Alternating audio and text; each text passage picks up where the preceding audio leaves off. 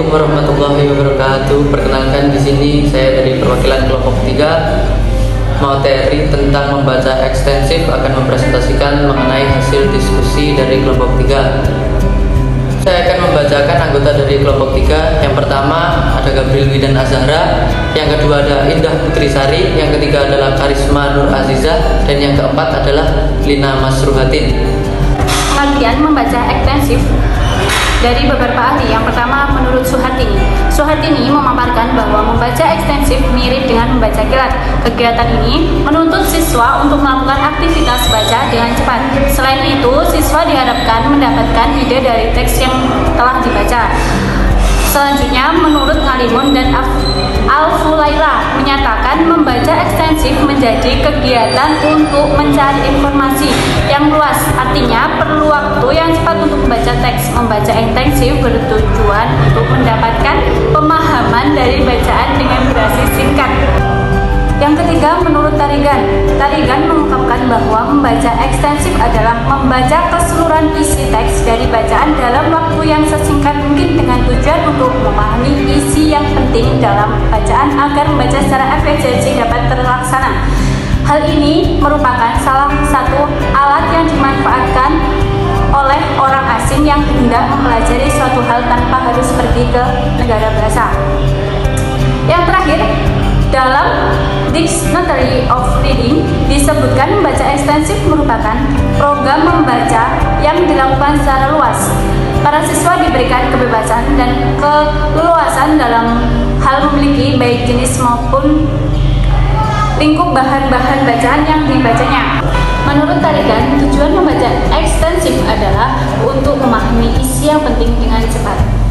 Ngalimun dan Al-Fulaila tahun 2014 juga mengklasifikasikan membaca ekstensif menjadi 3, yaitu 1. Membaca survei.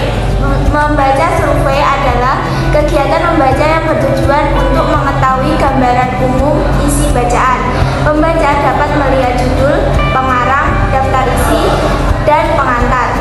Yang kedua, membaca sekilas, artinya kegiatan yang membuat mata bergerak cepat ketika membaca. Tujuan agar dapat menemukan informasi dengan cepat. Yang ketiga, membaca secara dangkal, artinya kegiatan baca untuk menemukan pemahaman yang dangkal. Biasanya teks bacaan ringan karena kegiatan membaca bertujuan untuk mencari kesenangan. Faktor yang mempengaruhi membaca cepat. Yang pertama, mengenali kebiasaan baik dan buruk dalam membaca. Kebiasaan yang baik akan membantu Anda untuk memiliki kecepatan yang cenderung lebih tinggi, sementara kebiasaan yang buruk akan membuat kecepatan baca kita menjadi lebih lambat. Yang kedua, jangkauan kata yang bisa dibaca sekali lihat.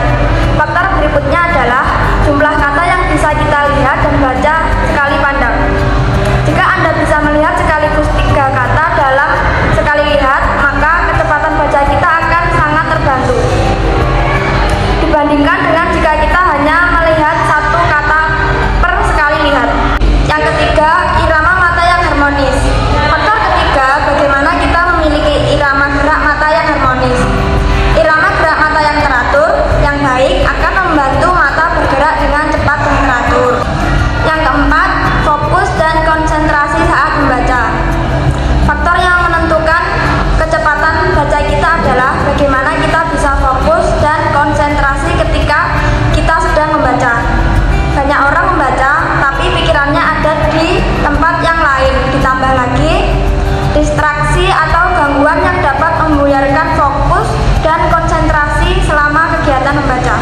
Selanjutnya adalah hal yang menghambat membaca cepat. Yang pertama, menyuarakan apa yang dibaca. Diharapkan siswa untuk membaca cepat itu diharapkan memakai teknik membaca di dalam hati.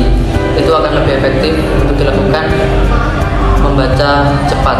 Yang kedua adalah membaca kata demi kata.